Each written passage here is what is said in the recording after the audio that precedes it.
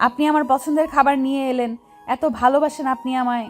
বাবাদের মুখ্য কাজ হলো তার মেয়েদের ভালোবাসা। তানজিম শেখ হেসে উত্তর দিলেন। বরাবর তার অভ্যেস কাজ থেকে ফেরার পথে বউ সন্তানের জন্য তাদের পছন্দ মতো খাবার কিনে নিয়ে যাওয়া। আজও নিয়ে এসেছেন। তিনি মীরাকে ছোট থেকে খুব আদর করতেন, একদম নিজের মেয়ের চোখে দেখেন। কিন্তু ওই যে ভাগলি মেয়ে, কিছু হলেও তার চোখ ছলছল করে। মীরা ঠোঁট উল্টে বলে, you are the best uncle. Saima Begum মীরার কথা শুনে হেসে দেয়। তানজিম শেখ হেসে দিয়ে চলে যান। বসার ঘরে বসে মীরা, সাইমা বেগম ও তারমিন নিজেদের পছন্দের খাবার নিয়ে এলেন। তারমিন মীরা শনপাপড়ির দিকে হাত বাড়ালে মীরা তারমিনের হাতে চিমটি কাটে। তারমিন মুখ গোমড়া করে। মীরা ফিচেল হেসে তারমিনের দিকে শনপাপড়ি ধরে। দুজনে টিভি অন করে সোফায় আয়েশ করে বসে। সন্ধ্যার পর তাশফিক বাসায় এসে মাথা গরম হয়ে গেল। এমনি আজ অফিসে মাথা গরম ছিল, অফিসের ম্যানেজারের উপর চেঁচিয়ে এসেছে। এখন আবার রুমের এই অবস্থা। পুরো রুমে কাপড় দিয়ে নাস্তানাবুদ অবস্থা। পুরো রুম জুড়ে মীরার কাপড়। তাশফিক রুমে ঢুকতেই চোখে পড়লো একটা ফ্রেম ভেঙে কাঁচগুলো চুরমার হয়ে আছে। আসলে মীরা আলমারি থেকে নিজের কাপড়গুলো নামিয়ে একটু গুছিয়ে নিচ্ছিল, কিন্তু ভুলবশত আলমারির ভেতরে থাকা একটা ছবির ফ্রেম তার হাত থেকে পড়ে যায়। মীরা নিজেও ভয় পেয়ে যায়। তাশফিক দ্রুতই ফ্রেমের কাছে এসে হাঁটু ভেঙে বসে পড়ে। ফ্রেমটা তুলে নেয়। ফ্রেমটা ভেঙে অবস্থা খারাপ। ফ্রেমে তার ও তার নানা ভাইয়ের ছবি। খুব পুরনো একটা ফ্রেম।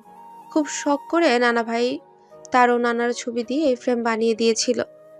এত বছর খুব যত্ন রেখেছিল সে এটা, আজ মীরার জন্য ভেঙে গেল। তাশফিক রেগে ফেটে পড়ে। মাথা কাজ করছে না তার। এত যত্নে রাখা একটা জিনিসের এই অবস্থা দেখে মাথার রক্ত গরম হলো। মীরার বাহু শক্ত করে ধরে বলল, এই মেয়ে, তোমার সাহস কি করে হয় আমার পার্সোনাল জিনিস টাচ করার? আর কাপড় এভাবে ফেলানো কেন? রুমে এই অবস্থা কেন? চেঁচিয়ে বলে তাশফিক। মীরা কেঁপে ওঠে, সেই সাথে ব্যথায় চোখ দিয়ে জল গড়িয়ে পড়ে। এটা ঠিক, মীরার কারণে ছবির ফ্রেম ভেঙেছে, তাই বলে এমন করবে? মীরা কাপা কণ্ঠে বলল, ছাড়ুন তাশফিক ভাই, ব্যথা পাচ্ছি, ছাড়ুন।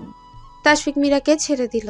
তাশফিক ঝাঁঝালো কণ্ঠে বলল, তোমাকে বারবার বলি আমার জিনিস থেকে দূরে থাকবে, তাও তুমি তোমার মন মর্জি করো কেন? মীরা কাঁদতে কাঁদতে বলে, আমি ইচ্ছে করে করিনি, হাত থেকে ফসকে পড়ে গেছে। আমি সরি তাশফিক ভাই, বিশ্বাস করুন আমি ইচ্ছে করে করিনি।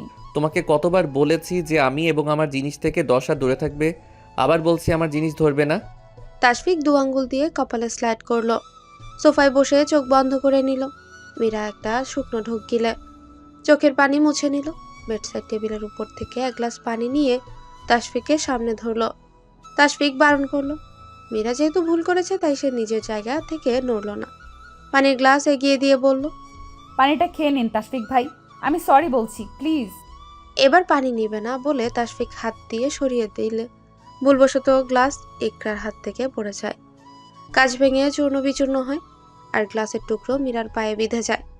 তাশফিক উঠে এগিয়ে এলো মীরার দিকে। মীরাকে বেডে বসিয়ে দিল। দ্রুত বেডসাইড টেবিল থেকে তোলা আর স্যাভলন নেয়। মীরার পায়ের কাছে গিয়ে বিঁধে যাওয়া কাজ বের করে। মীরা চোখ মুখ কুঁচকে ফেলে, ব্যথায় কুকড়ে উঠল। তাশফিক অতি যত্নে ব্যান্ডেজটা লাগিয়ে দিল। মিহি কণ্ঠে বলল, সেটা আমার খুব প্রিয় একটা ফ্রেম, আর তুমি জানো আমার মেজাজ খারাপ থাকলে নিজেকে কন্ট্রোল করতে পারি না, তাই তখন এমনভাবে রিয়্যাক্ট করেছি। আমি নিচে যে রুবিকে পাঠাচ্ছি সে রুম পরিষ্কার করে দিবে। পরদিন সকাল সকালই রেডি হচ্ছে মীরা। সিমরান এবং মীরা একসাথে ভার্সিটি যাবে। তাশফিক বলে দিয়েছে আজ ভার্সিটি নিয়ে যেতে পারবে না, অফিসে ইম্পর্টেন্ট কাজ আছে, তার যেন তাড়াতাড়ি যেতে হবে। মীরা রেডি হয়ে বেরিয়ে গেল। বাসে উঠে পড়লো দুজনে। বসে জানলার পাশে মীরা পাশের সাইডেই বসেছে সিমরান। এক ছেলে বাসে জুস খেয়ে খেয়ে উঠছিল। বাস ব্রেক করায় জুসের বোতল থেকে জুস গিয়ে পড়ে সিমরানের গায়ে। সিমরান ফুঁসে উঠে বলে, আপনি কি বাচ্চা নাকি? আপনার জন্য আমার ড্রেস পুরো নষ্ট হয়ে গিয়েছে। সেই ছেলেটা বলে, দেখুন মিস, আমার কোনো দোষ নেই, গাড়ি ব্রেক করায় এমন হয়েছে। বলেই লোকটা সিটে বসতে পা বাড়ালো। সিমরান বলল, আরে বাবা, কেমন লোক, সরি পর্যন্ত বলে না। আজীব, আমার পুরো ড্রেস আপনার জন্য নষ্ট হয়ে গিয়েছে। আমি তো বললাম যে আমি ইচ্ছা করে করিনি, তাও আপনি গলায় এসে ঝগড়া করেই যাচ্ছেন, বেয়াদব কোথাকার। আমি গলায় পড়ে ঝগড়া করছি? আমি বেয়াদব? আপনি কি সাধু? একে তো ড্রেসে জুস ফেলে দিলেন, আবার বড় বড় কথা। ছেলেটা মুখ বাঁকিয়ে পকেট থেকে টাকা বের করে সিমরানের হাতে দিয়ে বলে, এই নিন টাকা রাখুন, তাও আমার সাথে ঝগড়া করবেন না। সিমরান রাগে দাঁত কিরমির করতে করতে বলে। আপনার কি মনে হয় আমি গরিব? আপনার টাকা নিব আমি? টাকার গরম দেখান আপনি আমায়। মীরা এতক্ষণ যাবৎ তাদের ঝগড়াই দেখছিল, কি আর করার, অবশেষে মুখ খুলল। সিমরান চুপ কর। ভাই আপনি নিজের সাইডে বসুন। ছেলেটা এক পলক মীরার দিকে তাকিয়ে চলে গেল। ভার্সিটির গেট দিয়ে কথা বলতে বলতেই প্রবেশ করছিল মীরা ও সিমরান। মূলত তখনকার ঘটনার জন্য সিমরানকে মাথা ঠান্ডা করতে বলেছিল মীরা। তাদের কথার মাঝে মীরার গায়ে রঙের পানি ভর্তি বেলুন ছুঁড়ে মারে পাশ থেকে। সিমরানের গায়েও পানির ছিটা লেগে যায়। মীরা চোখ তুলে পাশে তাকাতেই আবার বেলুন ছুঁড়ে মারে। এটা তোমার প্রাপ্য ছিল miss Meera. By the way, আজ কিছু বলছো না যে? মুখে কি তালা দিয়ে এসেছো নাকি ভয় পেয়ে গেছো? না মীরা, মিসের তো অনেক সাহস, তিনি অনেক প্রতিবাদী। বলেই হাসতে লাগলো রিমা। মীরার আগে ফেটে পড়ে। পুরুষালী কণ্ঠে শুনতে পেল, তোরা থাম তো, এত কথা বলছিস কেন? মেয়েটাকে জ্বালাতন করিস না। দেখ না চেহারার কি অবস্থা, মনে হচ্ছে বোম হয়ে আছে, যে কোনো সময় ফুটে যাবে। বলেই জোরে জোরে হাসতে লাগলো আরহান। দেখুন আপনারা কিন্তু আমাদের লিমিট ক্রস করছেন। আমি কিন্তু অথরিটিকে বিচার দিতে বাধ্য হব। কিছু হবে না, তাতে কিছু করতে পারবে না তুমি। এই ভার্সিটির ট্রাস্টি আমার পরিচিত। তাই বলে কি পুরো ভার্সিটি কিনে নিয়েছেন নাকি? যা মন চায় তাই করবেন? মেয়ে তুমি বড্ড বেশি কথা বলো। আপনারা কি পড়ালেখা করতে আসেন নাকি র্যাগিং? দোষ আপনাদের না, দোষ পরিবারের যে আপনাদের শিক্ষা দিতে পারেনি। এই মেয়ে পরিবারের দিকে ভুলেও তাকাবে না, তাদের নিয়ে একটা কথাও না। কথা তো বলবোই। আপনার মতো মানুষের না আছে কোনো পরিবার, না আছে কোনো পারিবারিক শিক্ষা। আরহান ফুঁসে উঠল, হাত মুষ্টিবদ্ধ করে মীরার দিকে তাকিয়ে বলে, তুমি এবার বাড়াবাড়ি করছো, মুখ সামলে কথা বলো। আর আপনারা যা করছেন তা কি খুব ভালো? আপনারা বুঝি লিমিট ক্রস করছেন না? বাড়াবাড়ি বুঝি আপনারা করছেন না? বাড়াবাড়ি দেখলে কি, আমার বাড়াবাড়ি করলে তখন বুঝতে পারবে বাড়াবাড়ি কত প্রকার কি কি। ভয় দেখাচ্ছেন? কেন, তুমি ভয় পেয়েছো নাকি? আসলে ব্যবহারে বংশের পরিচয়। আরহান বাঁকা হেসে বলে, ভেবেছিলাম আজ লাস্ট, তোমাকে আর কষ্ট দিব না, কিন্তু না, তোমার লাইফ যদি আমি হেল না করেছি, আমার নামও আরহান চৌধুরী না। তুমি ভুল করেছো আমার ফ্যামিলি নিয়ে কথা বলে। এবার তুমি মজা বুঝবে। Be ready for everything. Meera আরহানের দিকে তাকিয়ে ধীর কণ্ঠে বলে। আপনার যা করার করুন, আমি ভয় পাই নাকি? বলে মীরা ও সিমরান ভার্সিটি থেকে বের হয়ে গেল। এমন ড্রেস নিয়ে ক্লাস তো আর করা যাবে না, তার উপর না আছে ক্লাস করার মুড। ভার্সিটি থেকে এসে একদম গোসল করে খাবার খেয়ে নিল মীরা। বেশ কিছুক্ষণ অ্যাপবি স্ক্রল করলো। তারমিনের রুমে গিয়ে দেখলো তারমিন কোচিংয়ে গিয়েছে। মামনিও নিজের রুমে ঘুমিয়ে আছে। মীরাও রুমে এসে পায়চারি করতে লাগলো। বেশ কিছুক্ষণ পর বেডে গা এলিয়ে দিল। টানা ঘুম দিল মীরা। ঘুম থেকে উঠে দেয়াল ঘড়িতে দেখলো 8টা বেজে 15 মিনিট। এতক্ষণ ঘুমিয়েছিল মীরা। খিদেও পেয়েছে খুব। মীরা বেড থেকে উঠে ফ্রেশ হয়ে বের হতে নিলে তাশফিকের সাথে ধাক্কা লাগে। তাশফিক দরজা খুলে রুমে প্রবেশ করতেই নিয়েছিল, অন্যদিকে মীরা বের হতে যাচ্ছিল। মীরা পড়ে যেতে নিলে তাশফিক তার কোমর পেঁচিয়ে ধরে। মীরা তাশফিকের শার্টের কলার আঁকড়ে ধরে, চোখ মুখ খিচিয়ে বন্ধ করে। এই মনে হয় পড়ে কোমরটা গেল, কিন্তু না, পড়লো তো না। বার কয়েক ঢোকিলে নিজের অবস্থান জানার চেষ্টা করে। চোখ খুলে দেখলো একখানা চোখ তাকে পর্যবেক্ষণ করছে। নিজেকে সামলে নিয়ে উঠে দাঁড়ায় মীরা।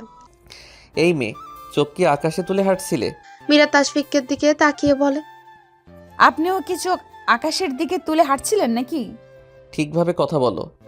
আপনি বলতে পারবেন আর আমি বললেই দোষ? নিজের বেলায় 16 আনা, অন্যের বেলায় 1 আনা না। ইদানিং মনে হচ্ছে না তুমি বেশি কথা বলছো? মুখ আছে, কথা বলবোই। বোবা হয়ে থাকবো নাকি? যত সব আপদ আমার কপালে। বলে হনহনিয়ে রুমে চলে গেল তাশফিক। আজকাল বাসায় এসেও কোনো শান্তি নেই। একে তো এত কাজ করে ক্লান্ত শরীর নিয়ে বাসায় এলো, তার উপর আবার এই আপদ।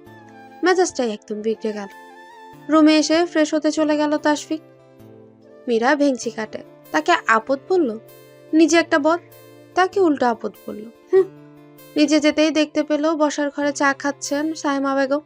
পাশে বসে আছেন তারমিন। কোনো বিষয় নিয়ে তারা কথা বলছিল। সাইমা বেগম মীরাকে দেখে প্রশ্ন ছুড়লেন, তোর কি ভার্সিটিতে কোনো সমস্যা হচ্ছে? মীরা প্রথমে একটু ভাবলো কি বলবে।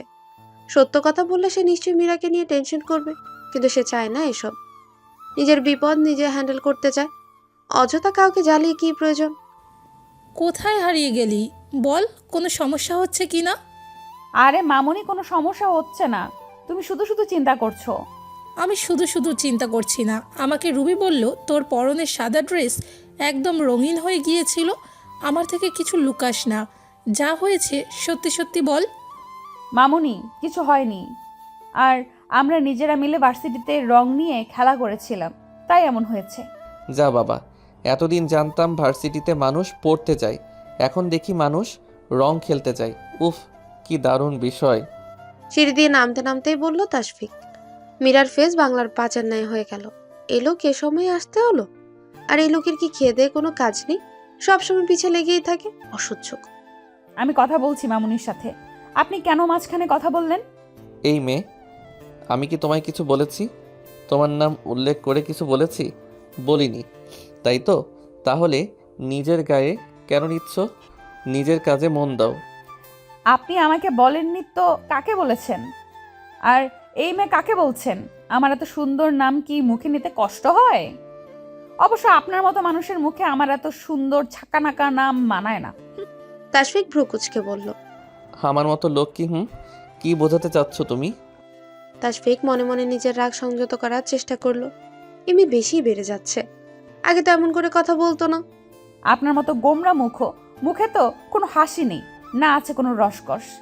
বলেই মীরা মুখ বাঁকিয়ে চলে গেল কিচেনে। এই লোকের সাথে কথা বলা মানে সময় নষ্ট। তাশফিক কাট কণ্ঠে বলে গেল, রুবি, আমার জন্য এক্ষুনি এক গ্লাস লেবুর শরবত নিয়ে এসো, দেরি যাতে না হয়। Come first. বলে হনহনিয়ে চলে গেল।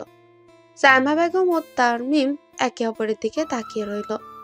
তাশফিক যা রাগ, এই বুঝি মীরার সাথে রাগ দেখিয়ে কথা বলবে, কিন্তু না, উল্টো মীরাই তাকে চান্স না দিয়ে কতগুলো কথা শুনিয়ে চলে গেল। তার ছেলের মুখ দেখার মতো হয়েছিল। সাইমা বেগম ছেলে ও ছেলের বউয়ের কাণ্ড দেখে হেসে দিলেন। মেয়েকে হাসি দিয়ে লেবুর শরবত নিয়ে রুমে এগিয়ে গেল মীরা। এবার এই লোককে মজা বোঝাবে। সবসময় রাগী লুক নিয়ে থাকতে হবে কেন? সবসময় ঝাড়াঝাড়ি। একটু মিষ্টি করে কথা বললে কি হয়? জীবন তো একটাই, তাই হাসতে হবে, চিল করতে হবে। এবার কেমন রোবটের মতো জীবন, শুধু কাজ আর কাজ। এই লোক আজকে একই দিনে শুধু তাকে দুইবার ঝাড়ি দিল। একটু সুন্দরভাবেই তো কথা বলতে পারে না? না, তা করবে কেন? মুখ দিয়ে শুধু করলার মতো কথা বের হয়। যে বসে তাকে কথা শোনায়। মীরা পা টিপে টিপে শরবতের গ্লাস তাশফিকের সামনে রেখে গেল। ল্যাপটপে এতটাই মগ্ন ছিল যে সে মীরার দিকে তাকালো না পর্যন্ত। মীরা মনে মনে ভাবলো, যা বাবা, এখন এই জায়গা থেকে কেটে পড়ি। কিন্তু ঠিক পেছন থেকে তখনই গম্ভীর কণ্ঠে শুনতে পেল, মীরা, দাঁড়াও। কথায় আছে যেখানে বাঘের ভয় সেখানেই সন্ধে হয়।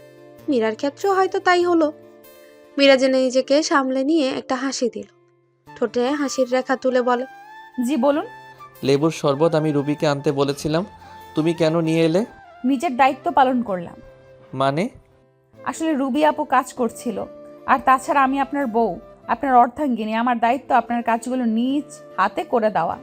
তাই তো সুন্দর করে নিজ হাতে আপনার জন্য লেবুর শরবত করে এনেছি। মীরার কথায় বাঁকা হাসি দিল তাশফিক। নিজের ল্যাপটপ সাইডে রেখে এক পা করে এগিয়ে এলো মীরার দিকে। তা দেখে একটা ঢোক গিলল মীরা। তোমাকে এত দায়িত্ব পালন করতে হবে না, বেশি বউগিরি করতে হবে না। তখন দেখা যাবে আমি জামাইগিরি শুরু করলে তার লোড তুমি নিতে পারবে না। মীরার কোমর পেঁচিয়ে নিজের সাথে ধরলো তাশফিক। মীরা হকচকিয়ে গেল। মীরার দেহখানা তাশফিকের বাহুতে আবদ্ধ হলো। দুজনের মাঝে দূরত্ব আরো একটু কমে গেল। কথাগুলো একদম কাছ থেকে বলল তাশফিক। মীরার মনে হচ্ছে এ বুঝি প্রাণ পাখি চলে যাবে। বুকের ভেতর ধকধক শব্দ দ্বিগুণ হলো। ছাড়ুন আমায়, আমি নিচে যাব। আরে ছাড়বো কেন? আর স্বামী ঘরে থাকলে যে বউদের ঘরে থাকতে হয় তা কি তুমি জানো না? আর তুমি এত সুন্দর করে কষ্ট করে আমার জন্য শরবত করে নিয়ে এলে, তাই আমারও তো কিছু দায়িত্ব আছে, তাই না? আমিও আমার স্বামী হওয়ার দায়িত্ব পালন করব। মীরা কিছুই বলল না। তাশফিক কানের কাছে ঠোঁট নিয়ে ফিসফিসিয়ে বলে, করব দায়িত্ব পালন, বললে না যে? তাশফিক বাঁকা হাসি দেয়। মীরার কানের কাছে ফু দিয়ে বলে। মীরার দেহ জুড়ে শিহরণ হলো। মীরা তো চোখ বন্ধ করে নিল। বেশ কিছুক্ষণ পর মনে হলো সবকিছু নিস্তব্ধ। সামনে কোনো মানুষের অবস্থান বোঝা গেল না, কারো স্পর্শ শরীরে অনুভব হলো। মীরা চোখ খুলে দেখতে পেল তার থেকে দূরে দাঁড়িয়ে আছে তাশফিক। মীরার অবস্থা দেখতে পেয়ে হেসে দিল তাশফিক। ইস, কি সুন্দর হাসি, কি স্নিগ্ধ সে হাসি। এই হাসি দেখেই তো বছর খানেক আগে কারো মনে অনুভূতি তৈরি হয়েছিল। হাসি তো মীরার বুকে তাশফিকের নাম লিখেছিল সে। এই হাসিতে মীরা আজীবন তাকিয়ে থাকতে পারবে। লোকটার হাসি এত সুন্দর যা মীরার ছোট্ট মনকে নাড়িয়ে তোলে। মীরাকে এভাবে তাকিয়ে থাকতে দেখে খানিক অপ্রস্তুত হলো তাশফিক, নিজেকে সামলে নিল। হঠাৎই হাসি আসায় মীরা নিজের মাঝে ফিরে এদিক সেদিক চেয়ে থেকে বলে, আমি যাই, আপনি শরবত খান। বলে পা বাড়াতে বুকে হাত গুজে পেছন থেকে তাশফিক বলে। এই মীরা। মীরা পেছনে ঘুরলো, বলল, হুম। আমি কি তোমাকে যেতে বলেছি? তুমি এত কষ্ট করে আমার জন্য শরবত নিয়ে এলে, তাই আমি চাচ্ছি তুমি আগে টেস্ট করবে। আমি এতটাও নিষ্ঠুর নই যে তোমাকে একা রেখে শরবত খাবো। বলেই মীরার দিকে শরবতের গ্লাস এগিয়ে দিল তাশফিক। মীরা মিনমিন করে বলল, আমি খেলে এটো হয়ে যাবে, আপনি খেয়ে নিন, আমি পরে খাবো। আরে স্বামী স্ত্রী একজন অন্যজনের এটো খেলে ভালোবাসা বৃদ্ধি পায়, বুঝো না কেন তুমি? মীরা এবার কি বলবে ভেবে পেল না। মীরাকে চুপ থাকতে দেখে তাশফিক ধমক দিয়ে বলল, আমি তোমাকে খেতে বলেছি, কুইক তাড়াতাড়ি খাও। মীরা ইনিয়ে বিনিয়ে এক চুমুক খেলো। পুরো মিঠা হয়ে আছে, হবে নাই বা কেন, এত চিনি দিয়েছে যে। ইস, কি বিশ্রী স্বাদ। মনে হচ্ছে এক্ষুনি সবকিছু পেটের থেকে দলা পাকিয়ে বের হয়ে যাবে। নিজেকে 101টা বকা দিল মীরা। কেন যে এমন করতে গেল? কোনো মতে এক চুমুক খেয়ে মগ রাখতে গেলেই তাশফিক বলে, অর্ধেক শেষ করো, না হলে কিন্তু খারাপ হবে। তাশফিকের ভয়ে আরো এক চুমুক খেলো মীরা। না, আর সহ্য হচ্ছে না। মগটা কোনো রকম বেড সাইড টেবিলে রেখে ওয়াশরুমে দৌড় লাগায় মীরা। গল গল করে সবকিছু পেট থেকে বের হলো। ইস, কি বিশ্রী অবস্থা। নিজের কাজে নিজেরই মায়া হলো। মুখ মুছতে মুছতে বের হলো।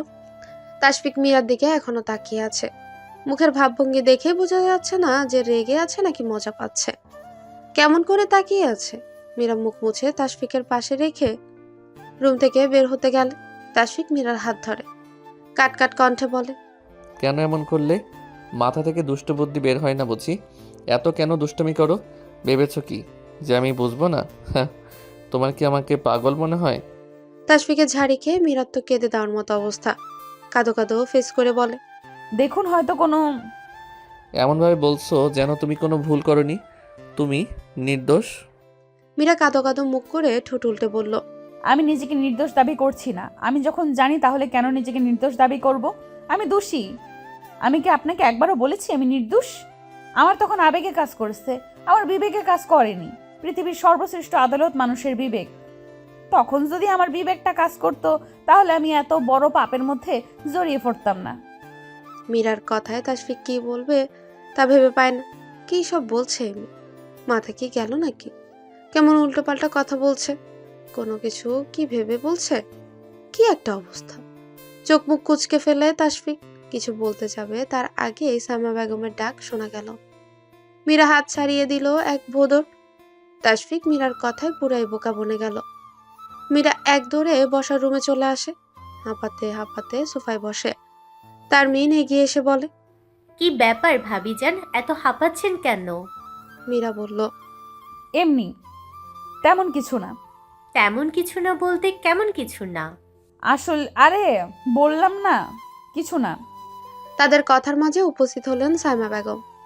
তাদের তারা দিয়ে বললেন, তোমরা তৈরি হয়ে নাও, আমরা একসাথে শপিং করতে যাব। যাও, দ্রুত রেডি হয়ে নাও।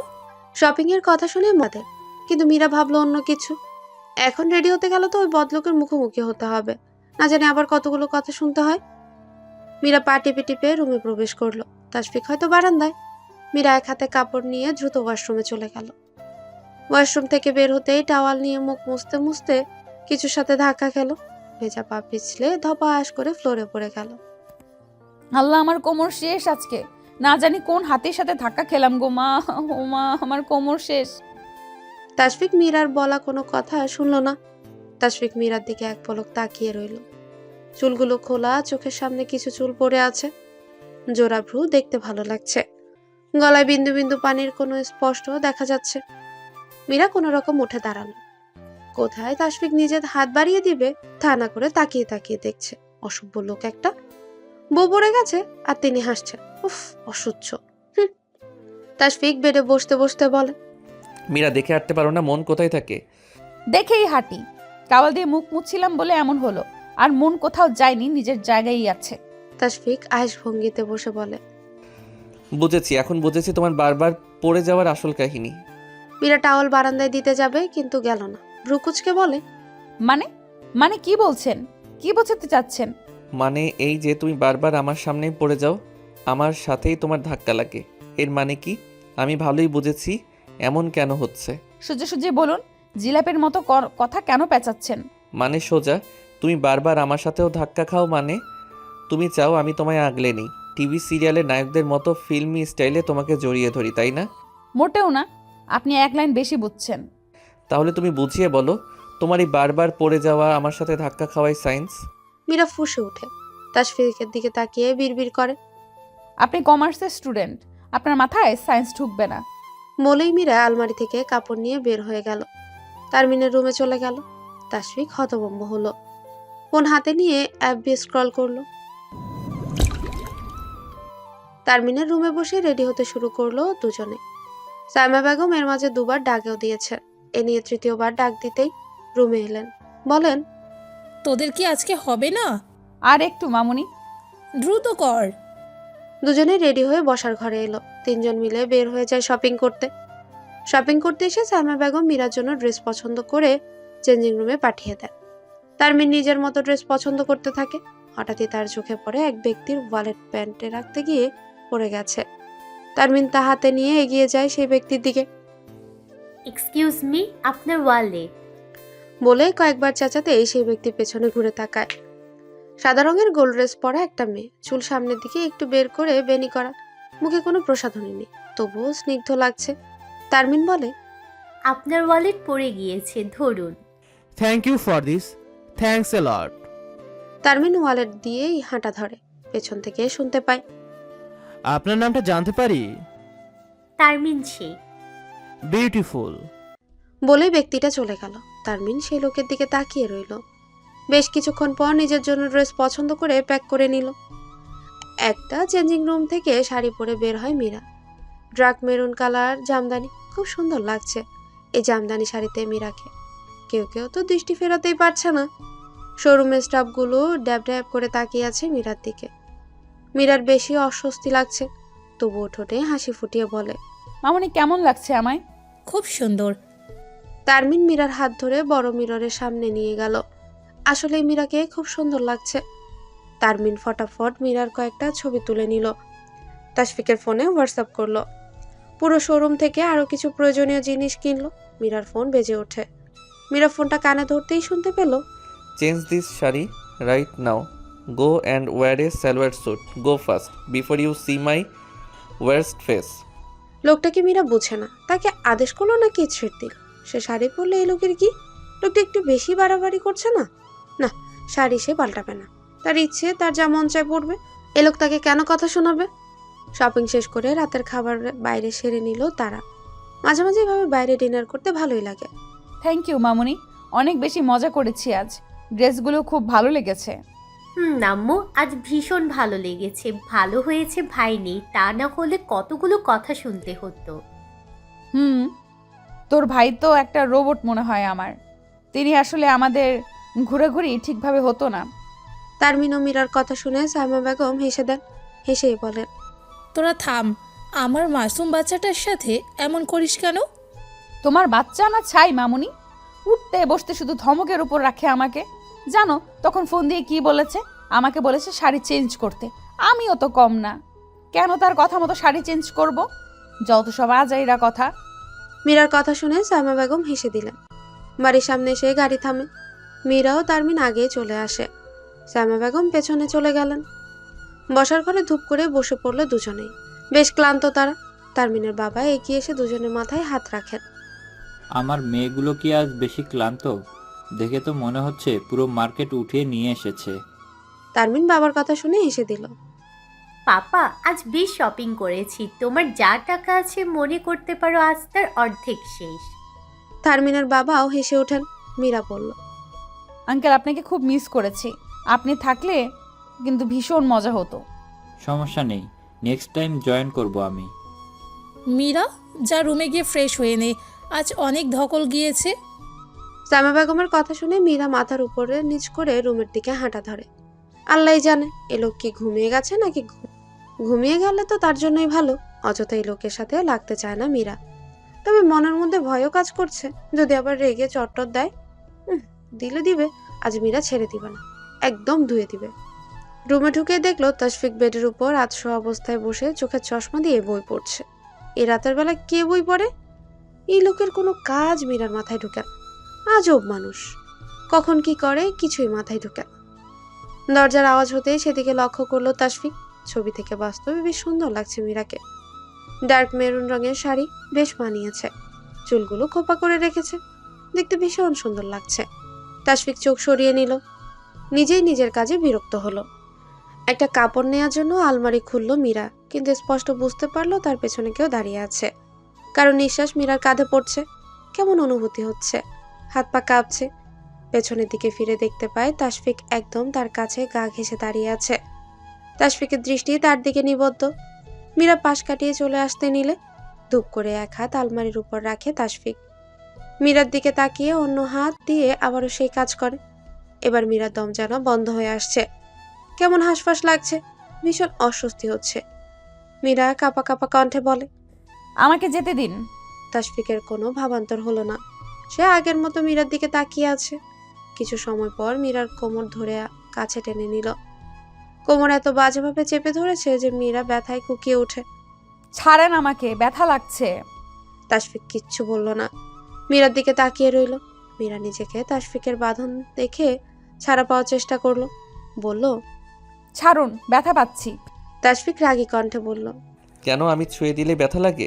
মানুষজন যখন দৃষ্টি দিয়ে ছুঁয়ে দেয় তখন বুঝি ভালো লাগে? কি সব বলছেন আপনি? ছাড়ুন আমাকে, লাগছে আমার। তাশফিক মীরার কোমর আরেকটু চেপে ধরে, দাঁতে দাঁত চেপে বলে, বলিনি আমি শাড়ি চেঞ্জ করে ড্রেস পরতে? বলিনি আমি answer me, damn it. Meera কেঁপে উঠল, ব্যথা যেন সহ্য হচ্ছে না, রাগ লাগছে খুব।